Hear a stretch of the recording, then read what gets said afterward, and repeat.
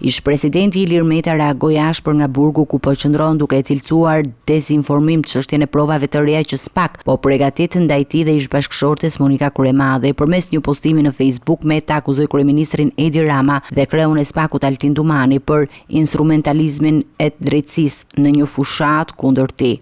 Asnjë akt i palishëm as nuk ka ndodhur dhe as nuk mund të ndodhë nga Ilir Meta, as në Republikën e Shqipërisë, as në SBA dhe as në një vend tjetër. Opinioni publik do ta shohë këtë gjatë gjykimit në themel që nuk mund të jetë mbyllur si listat e mbyllura, por do të jetë i hapur për qytetarët, ku ne do të shmontojmë akuzat e shërbëtorëve të Edi Ramës dhe ku të gjithë do t'i shohim edhe dëshmitar të Edi Ramës.